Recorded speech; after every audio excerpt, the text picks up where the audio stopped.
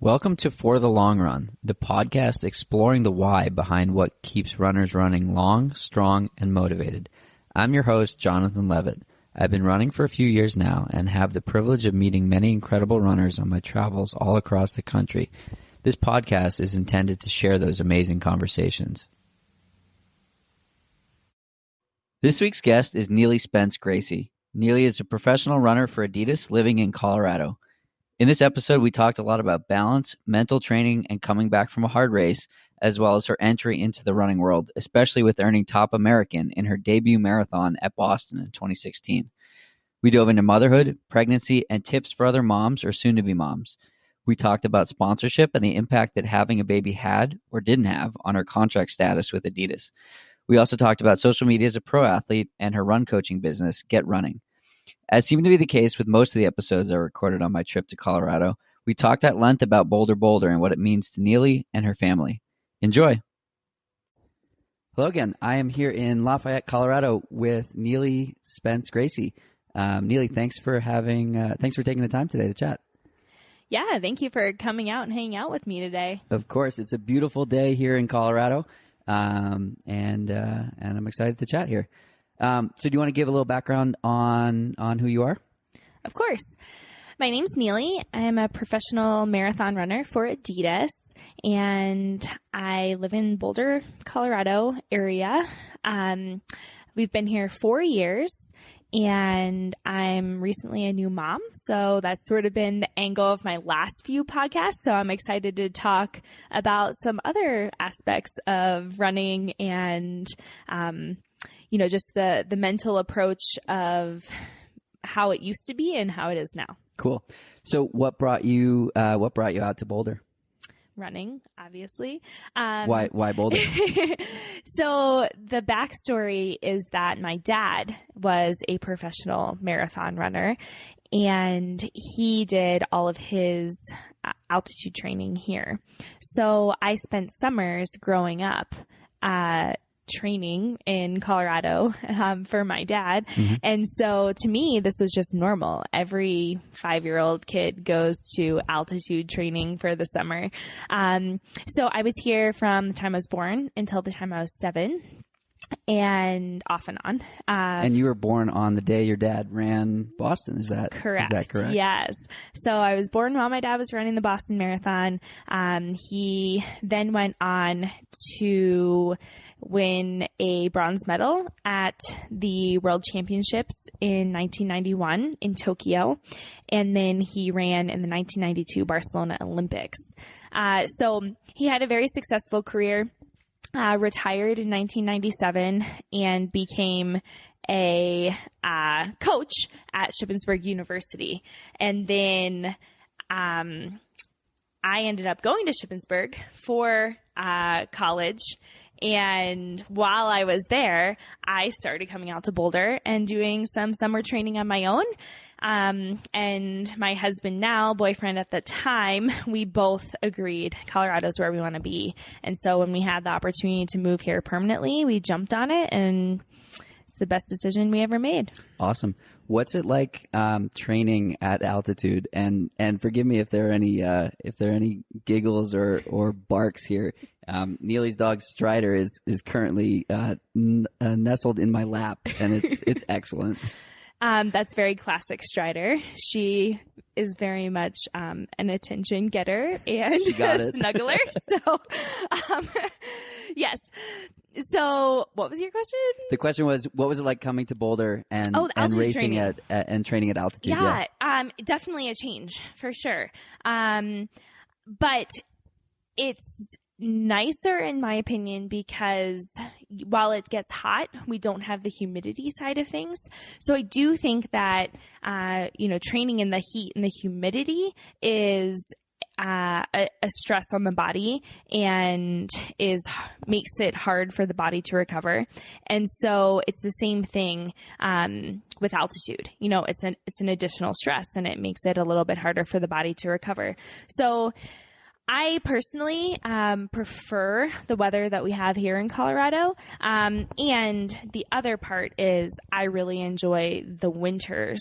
This winter was definitely the most challenging that we've had since living here, but it was still usually sunny, while the trails got pretty covered in snow and ice for extended periods of time. The roads clear off really quickly because they plow and the sun comes out and they dry up. So I feel like the training is just better year round. But yeah, the adjustment to altitude is a little bit challenging. I actually did my first year at altitude where I did a 9-day schedule. So I had 2 easy days between every hard day. And I think that allowed me to recover from the hard sessions more efficiently. Cool. Instead of having 1 day in between? Correct. Nice. What are you doing most of your runs on the road, or are you doing any trail running as well? In terms of recovery days? Yeah, so like I that? consider it a trail that I run on. It's directly behind our house. You can see it right there. It's called the Coal Creek Trail, and it's a crushed gravel, relatively flat, smooth surface. So I do a lot of my runs on that type of surface, that footing. I'm not a trail runner. I don't like rocks and roots and, crazy climbs up and down jumping mountains. Up and down boulders Yep, and things. No, not my thing at all. But I do really like getting off the roads and having the soft surface options. So I really like living out here. We are about 8 to 10 miles east of Boulder. And so we're a little bit more in the plains. So we have a little bit more flat options for running versus living right in Boulder. Most of the options are a little bit more straight mountainy. uphill. Yeah. So you had your debut marathon was 2016, correct? Yes. And that was at Boston. What did you imagine that running Boston would be like, and how did that match up with what it was like? It was incredible. I mean, I imagined that it'd be cool and a really neat experience. But yeah, getting to be there, line up on that historical starting line, run through amazing crowds and finish, right there in the city with all of that support. It was just something really spectacular. And so it really helped solidify my decision to move to the marathon because I loved the environment that it created. And that was one of those hot years. So you had a nice crowd, right? Yeah, but I didn't know any different, that's the thing about it was I showed up on the starting line ready to run in whatever, and I wasn't necessarily so set on trying to run a PR because whatever I did was going to be a PR. Yeah. And so I'd heard that Boston was tough. I had heard that it's usually, not ideal conditions. And so for me, it was so much more about just showing up and competing. And I ended up finishing 9th in Top American. So I feel very proud of that effort that I put forth on that day. But yeah, I didn't have a single split in mind that I wanted to hit. It was just go run and see what happens. And so that being said, I feel like I have so much more to accomplish at the distance because I ran Boston in 2016 and then I ran New York in 2016. And those are my only 2 marathons that I've done.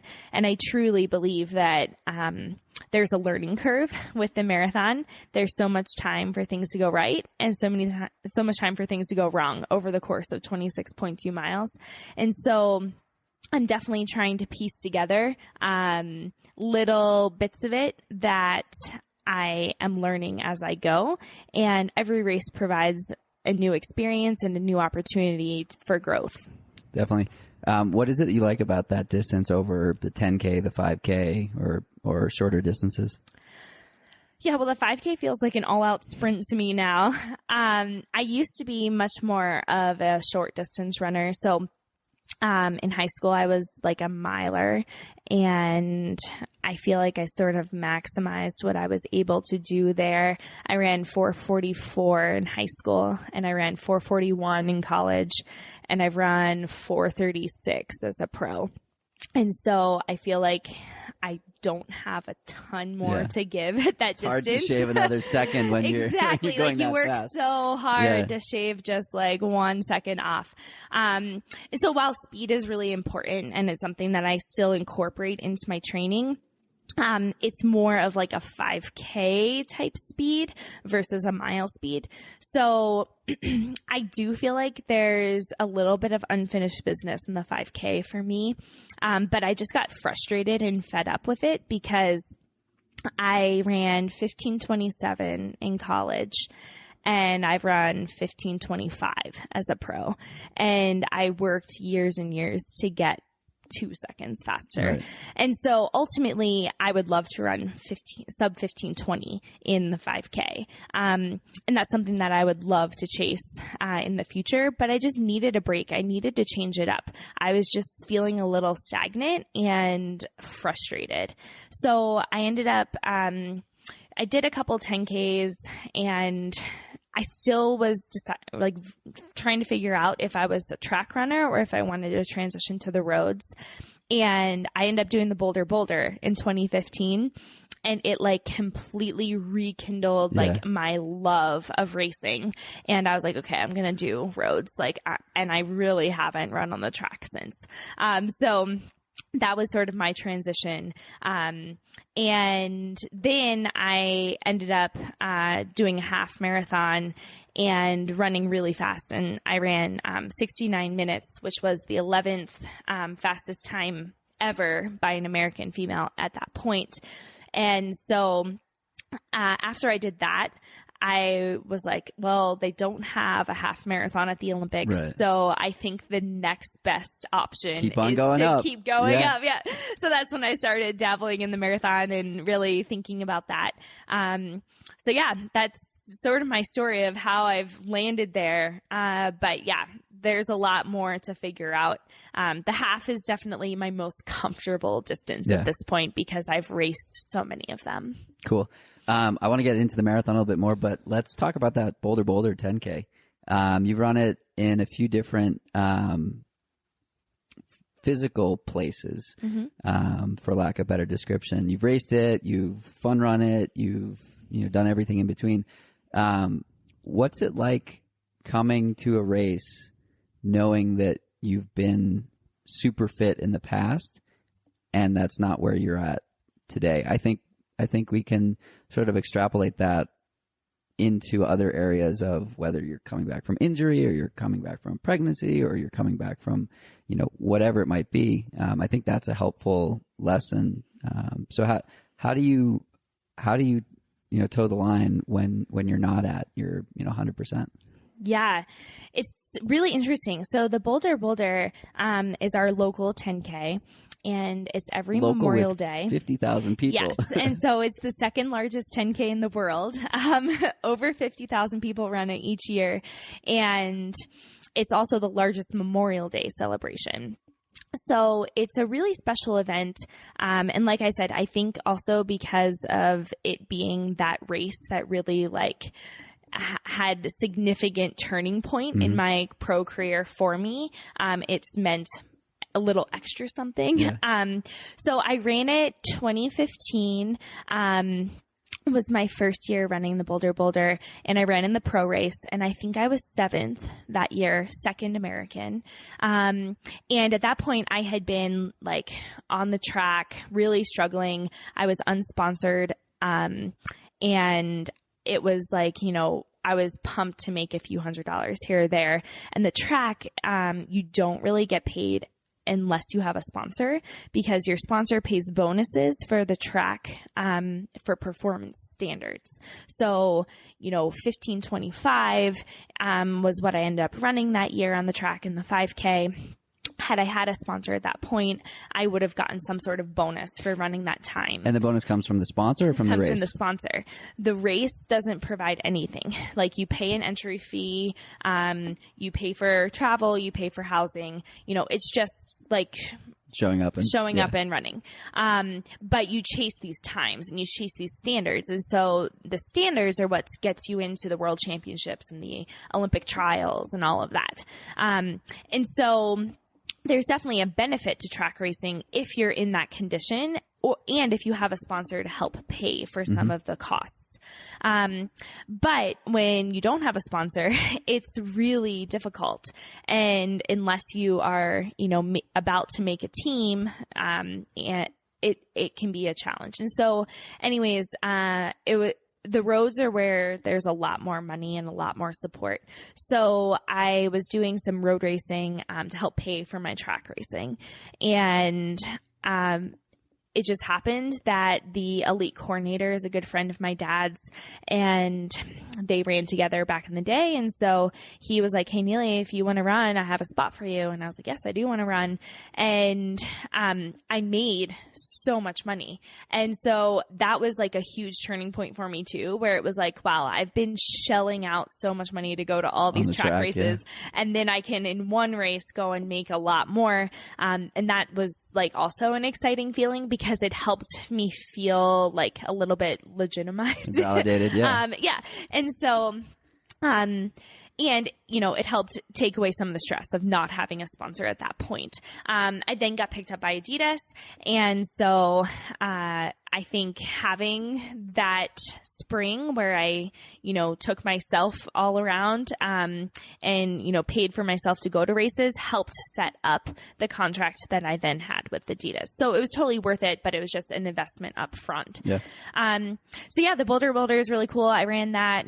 And then that was 2015.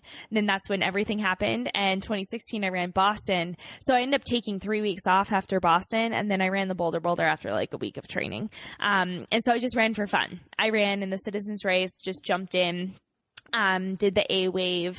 I ended up running with an 11-year-old kid who was trying to break 40 minutes. Nice. And the Boulder is historic for having the sub 40 club. And so you try to break 40 minutes. And if you break 40 minutes, you get a t-shirt at the end. It's a sweet shirt. It is.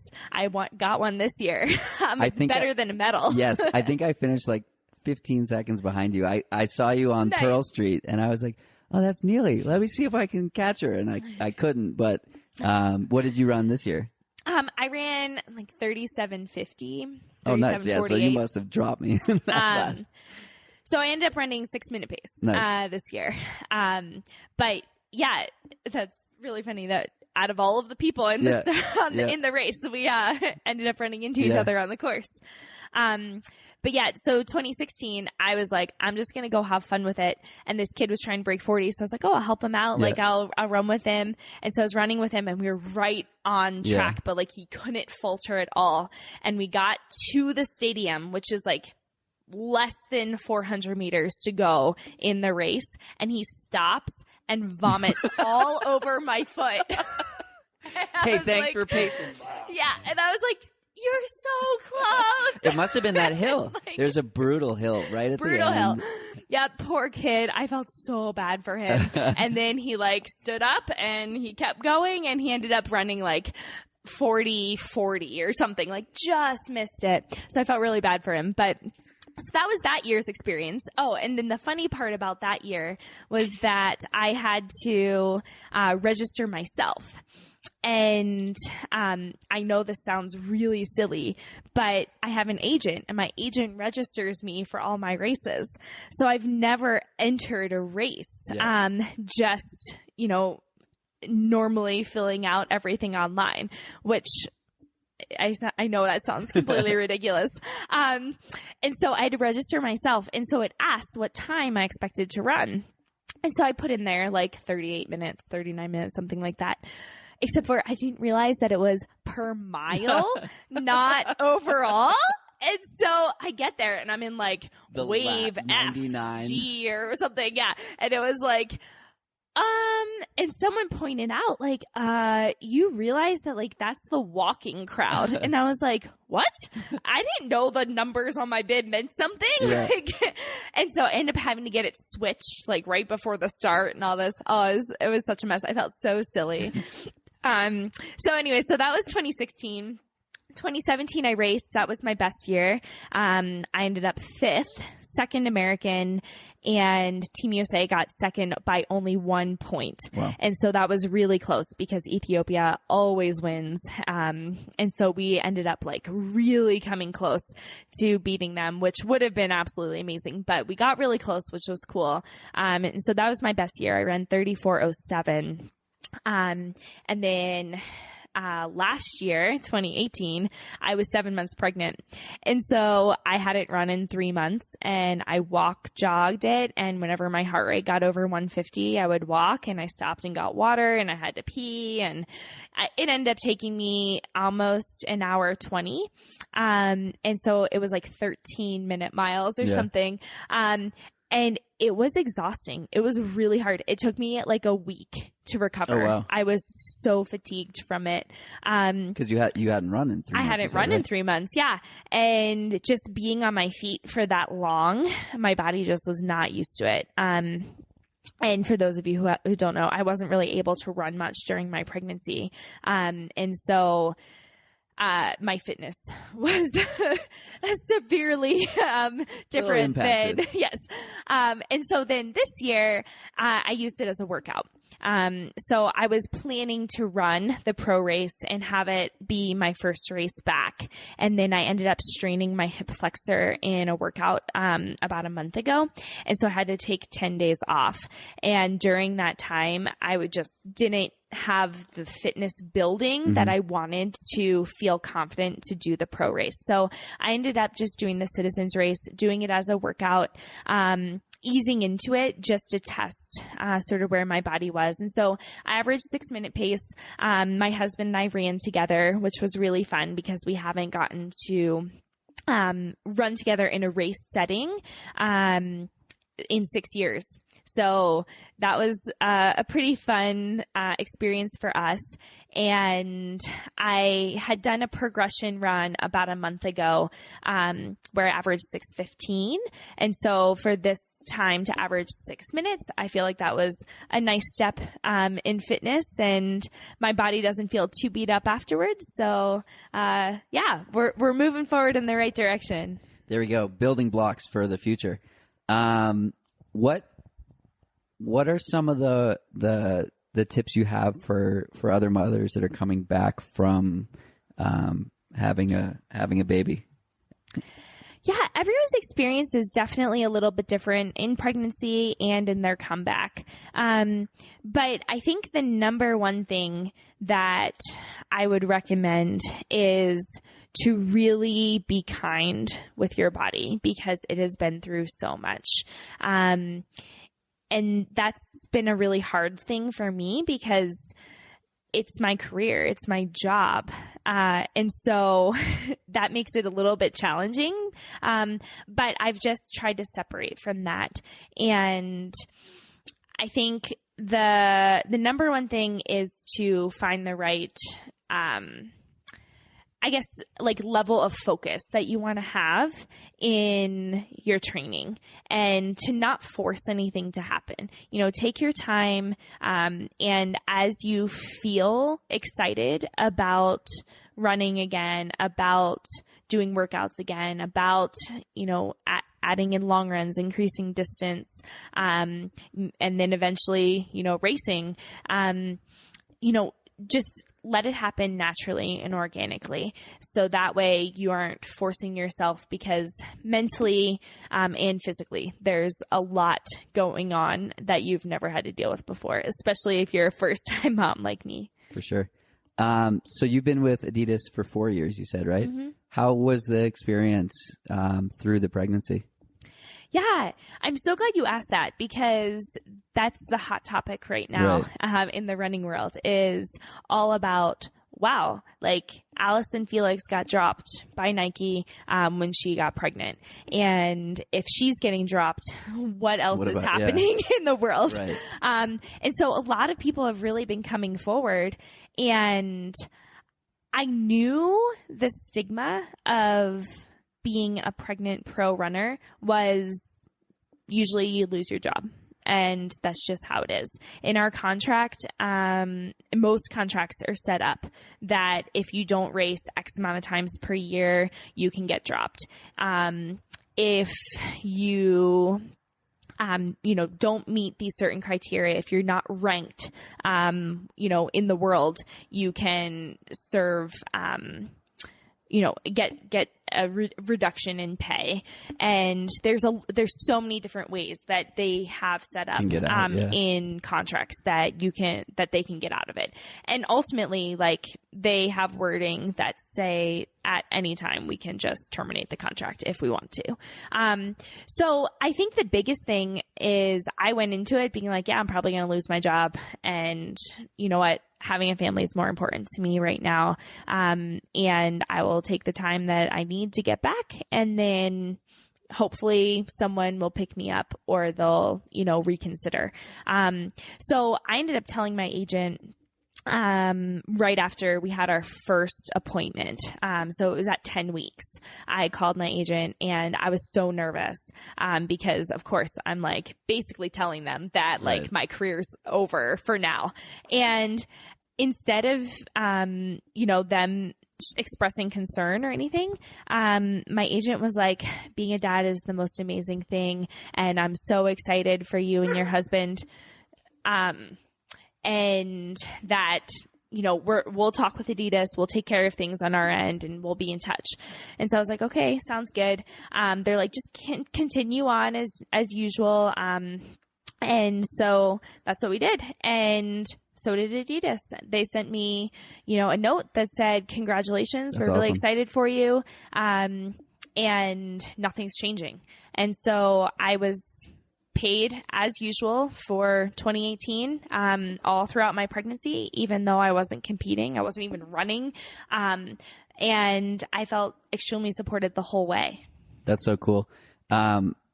Jesse Thomas and Sally from Wizell have been really vocal as CEOs of companies that are involved in this space. And I love everything that they've been putting out about, like, why would you not stick with an athlete through the pregnancy? Like, from a business perspective, like, this is the most engaged and the most relatable that a pro athlete can be ever. Yeah. And I just love that sentiment. And it's really cool that, like, you experience that, and you're active on social media. And I think, like, that probably played a part in it, that Definitely. You're not just an athlete. You're a mom, you're a coach, you're a human, yes. All that good stuff as well. Yeah, I totally agree. And it opened up this whole new world for me of being a part of this mother runner culture. And so I've made so many new friends. I've had so many people reach out on Instagram and on social media saying, like, thank you so much for sharing your story, because it was real. Yeah. Like, I can relate to not being able to run while pregnant, and it feeling terrible. And I can relate to gaining 50 pounds, and it's like, they want to see these real stories, not the person that, ran and competed all the way through. Like, that's great if you were able to do it, but you're an anomaly. Like, that is not the norm at all. And so I feel very fortunate that I've been able to connect and hopefully inspire some people. But yeah, I had to work extra hard. It's not easy when you're not running to have an Instagram that primarily the people who follow you because you're a runner. Yeah. And so that was a challenge. And not only was I not running, but I really stepped back and stepped away from like all forms of structured exercise, because I've been doing this for 14 years and I just felt like I needed a little bit of a mental break from having to do all these things all the time, every day. And so I did. I stepped back. I took a break mentally and physically, and just tried to enjoy as much as I could being pregnant, and, exploring different things, doing all the things that I don't do when I'm in training. I went to 2 concerts. I literally have never been to a concert before, but Taylor Swift was in town, so Nice. I couldn't not go. And Kenny Chesney. So 2 of my it was favorites. awesome. Definitely approve. And, I'd never been to a concert, because it's like, well, you're going to be on your feet, and then Yeah, you're out in the stay sun, and then awake you have this, and then it's a really late night, and you're going to get dehydrated, and they have crap food and all the stuff. So it was like really fun to get to do some things that I hadn't ever done before. And then the other thing was, with posting, and I tried to really continue to just stay as like open and honest, and like keep things as organic as they could be, Right. Without trying to make like things forced and super obvious. Like, just posting like pictures of my shoes all the time. Like, you should buy Adidas. You should buy Adidas. It was I'm an Adidas athlete. I Look at these tiny little Adidas shoes. Yeah, exactly. I wrote an article for Women's Running each month with an update throughout my pregnancy. I held group runs, and, just tried to stay involved in the local running community. I flew myself to Boston and set up events at the Boston Expo, so that I could be relevant and present and engaging with the marathon community. So I definitely went out of my way, and I had to work harder than I would have if I was racing, to stay a part of the sport. But the thing that's a little bit frustrating is, I was able to do that, and I feel so fortunate, but there are people and there's companies out there who will literally support convicted dopers after they serve a doping suspension. But the second they have a female athlete that's pregnant, they drop her. And there have been teams who have gotten caught with EPO, and they continue to sponsor them without any suspension, any, issues at all. They can come to all the races, they can do all the things, and there's nothing, but their top athletes get pregnant, and that's it. You're done. And so to me, that's really messed up, and that needs to be looked into and addressed. It's awesome that we're looking into, protecting pregnancy and female runners, but there's a lot more to this as well, that there's definitely some standards out there that need to be changed across the board. Yeah, I think the state of running at this time is there's a lot going on, and I think the wheels are finally turning on some change, but it's not enough, and we need to keep pushing, and it needs to be a collaborative effort, and these articles that are coming out in the New York Times and things like that, like, it was amazing what was done a couple weeks ago, and forcing these companies to speak about, like, yep, we're doing that, and we've been doing that, and now we're changing it. Yeah. And I think the biggest thing is it's a lot of the wording, because it shouldn't be an option. It should just be set in there. Right. So you don't have to wonder. You don't have to worry. You don't have to stress about it. And it's not like, oh, well, we like you, or, it shouldn't be. You're relatable. Right. Yeah. Exactly. It should be a little bit more straightforward. Oh, you're a human. And less. Cool. Great. Right. Exactly. It needs to be a little bit more black and white, where we can see, okay, this is what's expected. We signed this contract that said this. And you do drugs, you're out. Right. Exactly. And I think that's very fair. And that's how it should be. Like, if you cheat, you should not be allowed to compete, and we are not going to sponsor and support you. Right. And, I don't think that it needs to be as just like left wide open as it is right now. So I think that's where a lot of the talk is going. And I do foresee there being some changes for sure, because it's such a hot topic, and I don't think this is just going to not going to go blow away. over. Yeah. Yeah. Like there's always, top professional runners and top professional athletes who are getting pregnant, who are going through this. And so I think that there is going to be a big change right now. And this is just sort of the forefront of it all. Definitely. One of the things you mentioned was being more involved in the running community. So you're a coach,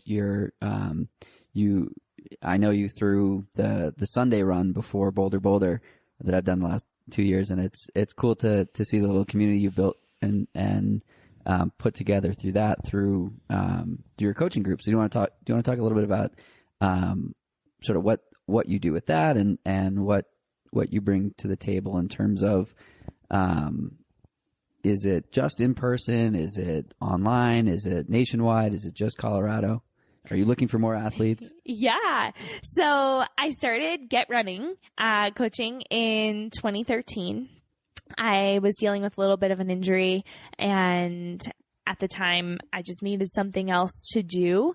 And so I went to college to be a coach, and I actually started a youth track program while I was in college, and had 60 youth, like elementary school kids in this track team. And so that was really fun. But then I transitioned to doing online coaching. And so in 2013, I started online coaching with just like 5 friends and slowly built it from there. It was primarily word of mouth. I don't do a ton of advertising. And so over time, I've grown it, and I currently have about 75, which means we have about room for 25 more. So I hired my college teammate, fellow pro runner, as my assistant coach, Katie Spratford. And so she and I work together. She has some athletes that she works with. I have some that I work with. And then we also work together just to provide the best experience that we can for athletes.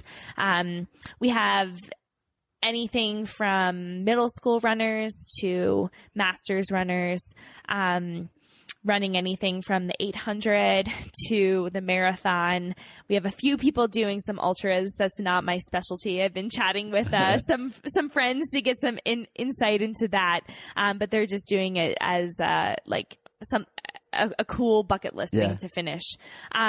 So yeah, I'd say my biggest clientele is people wanting to qualify for Boston, or those who have qualified and are planning to run Boston and want a good experience. So that's probably the number one type of person that I work with. But it's really fun, and I feel so fortunate that I get to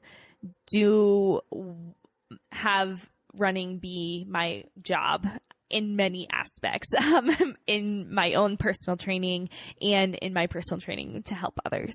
So that's been really neat.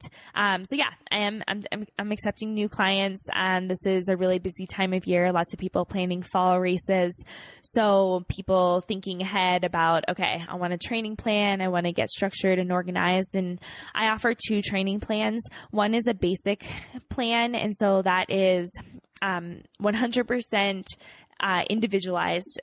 It's based off of a conversation that I would have with that client, and we would talk about what's their schedule, what are their goals, what's their current training like, and how do we get from where you are to where you want to be. And then I design the training plan, I give it to them, and then their job is to execute it. The advanced training plan is the same thing, but then we have phone calls, we have texts, we have communication all throughout. We will do things like race strategy, where we will talk about exactly, how to set up races, organizational things. I can adjust the training. So if people are traveling or they get sick, I can make those adjustments. And so that way they don't have to think about it. And so what I do is, it's not just, here's a cookie cutter training plan. If you want to run 30 miles a week, if you want to run 40 miles a week, it's all very individualized, based exactly on that person. And it's a lot more about the relationships for me too. Like getting to know my clients as humans and people, and learning what they need to be successful. Cool. So you mentioned in there's some coaching around how to execute on race day. Let's hear more about how do you approach a marathon? What are you thinking about in the first 10K? What are you thinking about at the half? Things like that. Yeah, with the marathon distance, it's really important to break it down into smaller parts. If you stand on the starting line and you're like, okay, 26.2 miles, here I go. Yep.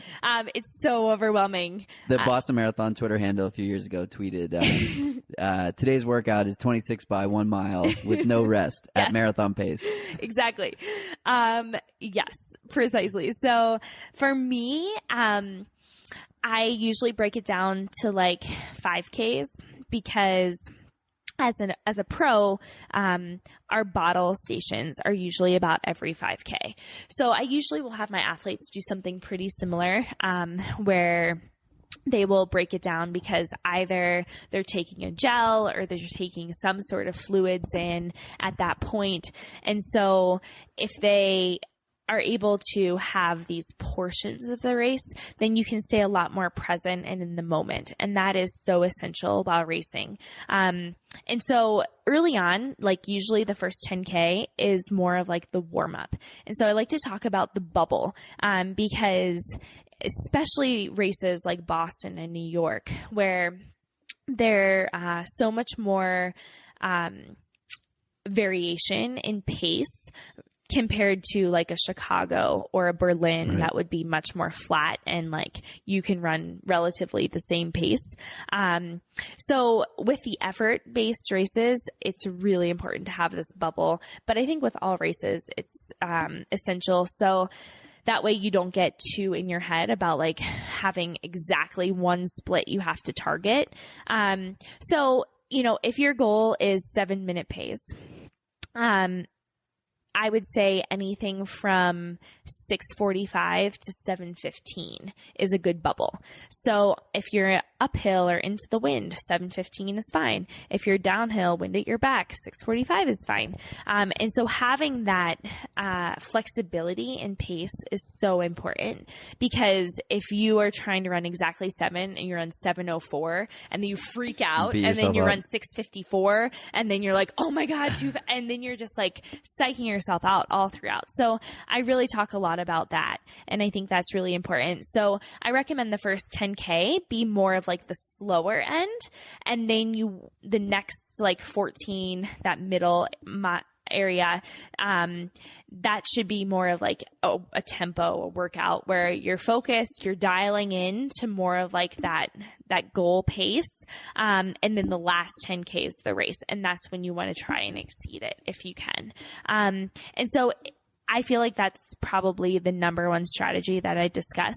Of course, different races and race profiles will play into that, but the effort should be that type of approach. So hopefully you've been enjoying this episode so far. We took a little bit of an intermission and added one other participant to the conversation. This is Neely's 10-month-old son, Athens. Athens, what do you think about your mom's running career? Athens doesn't have much to say yet, but he's chowing down on a cracker here, and it looks pretty good. So we're gonna dive back into it. What's it like now having a son and not being able to sleep through the night and things like that? How do you incorporate, you know, another human into training? I don't really remember what it was like to have all of that time and energy that I used to have. But it's funny that you talk about the sleeping through the night thing, because he actually slept through the night for the first time in like 2 months the other night. And I like woke up at 5 a.m. and I was like, really? Is this a new day? I can't even sleep in because I'm so used to being up so many times throughout the night. But yeah, it's it's been a little bit of an adjustment. That was probably the thing I was most concerned about with returning to training was the lack of sleep. And I do think it has impacted my recovery and my ability to train fully at this point. What do you do to adjust? I've been doing reduced miles, less intensity. And there's been a few times where I've had to make some adjustments, to training because I haven't been able to, get in the rest that I wanted to recover the way I felt like I needed. But for the most part, a lot of my difficulties with getting back, to training has been more, I think, from taking 6 months off than anything. Yeah. So it's just a long road, as it would be if I was coming back from an injury or coming back from surgery or something that, or an illness of some kind where I just wasn't able to run. So it's just been a challenge. But the part that's not like an injury is that I have this awesome, cute, fun little guy to hang out with. And so that I think has been so exciting and so much better than I could have imagined. And just getting to know him and getting to spend time with him, I feel so lucky that I can have a full-time job, but I get to spend most of my day with my kid. Nice. And so that's been really special. Cool. What do you do any sort of mental training besides smiling all the time, looking at his cute face? I do a lot of my visualization while running. Mm-hmm. So for me, I'm a very social runner on easy days. I really enjoy meeting up with friends. This morning I ran with Lindsay Flanagan, who lives just a few miles away. And so she just ran 229 at Boston. And she and her sister are both really fun. We meet up pretty frequently to get in some training together. But for my workouts, I'm often solo for my harder sessions. Intentionally or just? Not necessarily intentionally. I wouldn't mind having someone to run with, but we all have different coaches. And so everyone in this area, usually the hard days are you're doing your own thing. Right. And sometimes we'll meet and warm up together and then we go our separate ways. And so there, now you're talking, huh? You're just saying more food, please. Huh. That's relatable. He's a marathon runner in training. Yes. And so I just find myself running solo, most of the time. When it comes to the harder days. And so there's been a few times where I've had people who we've been able to meet up and get in some hard workouts together. And I really appreciate it. And I really value those days. And I do feel like I can probably get more out of myself on the hard days when I have someone right there with me.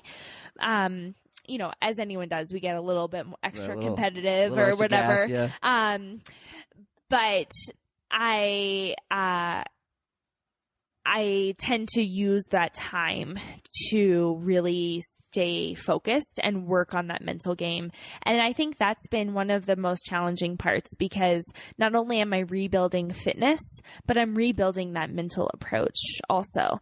So I've had a few workouts where, you feel the weight of something that's going on in your life. When we were in transition of babysitters, that was a really hard time for me because I was really stressed out about it and it was sort of like all consuming because, it had to be, yeah.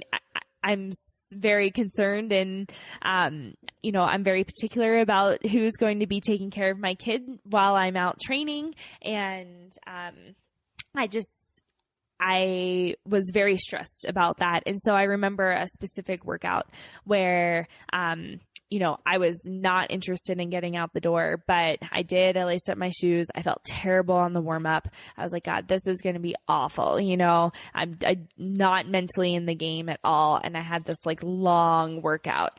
And so I was like, okay, well, I'm just going to give myself a little bit of grace today. I'm going to give myself an opportunity to get into it. We're going to give it a try. We're going to see how it goes. And, I'm not going to stress about hitting exact paces. I'm going to just listen to my body. And so that's what I did. Ended up like surpassing every time goal, and I had a great workout. But it was just important for me to give myself that,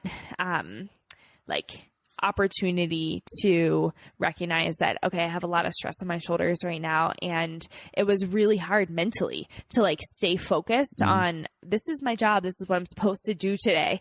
And so there's definitely been days like that. And then there's also been, days where I start to have those glimmers of like, this is what it used to be like. And that's been really encouraging and motivating and exciting. I remember a long run that I did probably 6 weeks ago.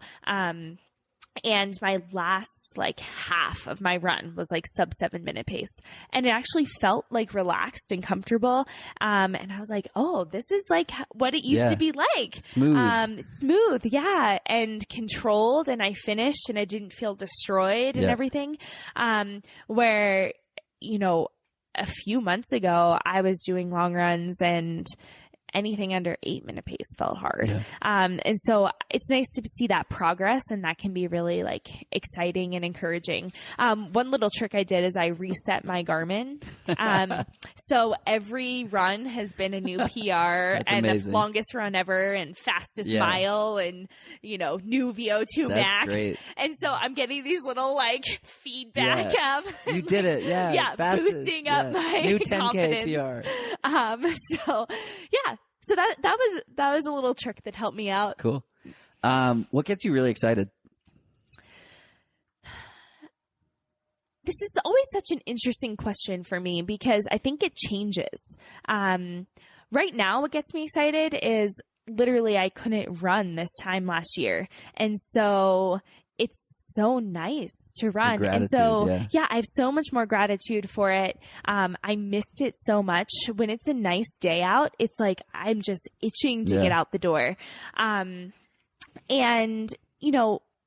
for me personally, while running is my job and it is my career, it's also something that I just really like to do. And while I, have to do it, I get to do it. And so I choose to look at it so much more as like, I want to be running every day for the rest of my life if I can. This is something that I want it to be a lifelong passion. And so if I'm not enjoying it, then I'm not going to do it. And I don't want to ever get to that point.